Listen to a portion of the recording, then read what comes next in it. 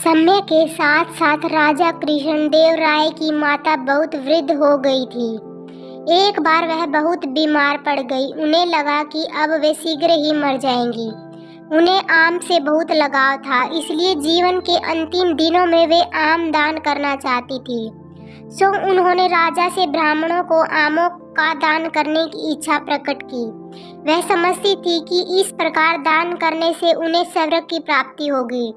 तो कुछ दिनों बाद राजा की माता अपनी अंतिम इच्छा की पूर्ति किए बिना ही मृत्यु को प्राप्त हो गई। उनकी मृत्यु के बाद राजा ने सभी विद्वान ब्राह्मणों को बुलाया और अपनी मां की अंतिम अपूर्ण इच्छा के बारे में बताया। कुछ देर तक चुप रहने के पश्चात ब्राह्मण बोले, यह तो बहुत ही बुरा हुआ महाराज। अंतिम इच्छा के पूरा न होने की दशा में तो उन्हें मुक्ति ही नहीं मिल सकती। वे प्रेत योनि में भटकती रहेंगी। महाराज, आपको उनकी आत्मा की शांति का उपाय करना चाहिए। तब महाराज ने उनसे अपनी माता की अंतिम इच्छा की पूर्ति का उपाय पूछा। ब्राह्मण बोले, उनकी आत्मा की शांति के लिए आपको उनकी पुण्यतिथि पर सोने के आमों का दान करना पड़ेगा। अतः राजा ने मां की पुण्यतिथि पर कुछ ब्राह्मणों को भोजन के लिए बुलाया और प्रत्येक को सोने से बने आम दान में दिए। तब तेनालीराम को यह पता चला तो वह तुरंत समझ गया कि ब्राह्मण लोग राजा की सरलता तथा भोलेपन का फायदा उठा रहे हैं। तो उसने उन ब्राह्मणों को पाठ पढ़ाने की एक योजना बनाई। अगले दिन तेनालीराम ने ब्राह्मणों को निमंत्रण पत्र भेजा। उसमें लिखा था कि तेनालीराम भी अपनी माता की पुण्यतिथि प्रदान करना चाहते हैं, क्योंकि वह भी अपनी एक अधूरी इच्छा लेकर मरी थी। जब से उसे पता चला है कि उसकी मां की अंतिम इच्छा पूरी न होने के कारण प्रेत योनि में भटक रही होंगी, वह बहुत ही दुखी है और चाहता है कि जल्दी ही उसकी मां की आत्मा को शांति मिले। ब्राह्मणों ने सोचा कि तेनालीराम के घर से भी बहुत अधिक दान मिलेगा, क्योंकि वह शाही विभूषक है।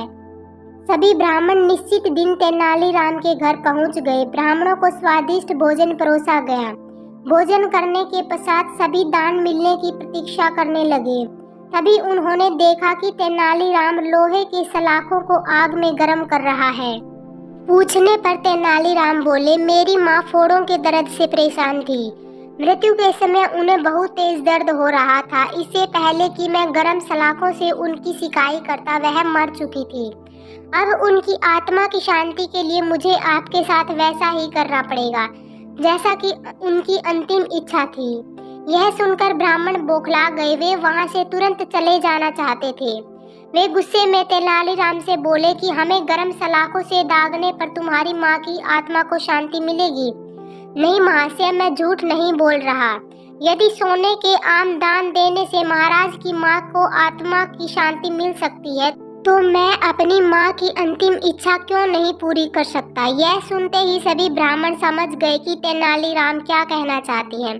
वह बोले, तेनालीराम, हमें क्षमा करो, हम वे सोने के आम तुम्हें दे देते हैं, बस तुम हमें जाने दो।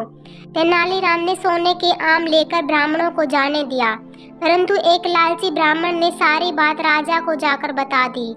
यह सुनकर राजा क्रोधित हो गए और उन्होंने तेनालीराम को बुलाया।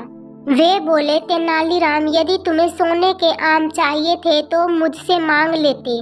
तुम इतने लालची कैसे हो गए कि तुमने ब्राह्मणों से सोने के आम ले लिए। महाराज, मैं लालची नहीं हूँ, अपितु मैं तो उनकी लालच की प्रवृत्ति को रोक रहा था। यदि वे आपकी माँ की पुण्यतिथि पर सोने के आम ग्रहण कर सकते हैं, तो मेरी माँ की पुण्यतिथि पर लोहे की गर्म सलाखों क्यों नहीं झेल सकते। राजा तेनालीराम की बातों का अर्थ समझ गए। उन्होंने ब्राह्मण को बुलाया और उन्हें भविष्य में लालच त्यागने को कहा। कहानी अच्छी लगी तो कृपया लाइक और चैनल को सब्सक्राइब जरूर करें।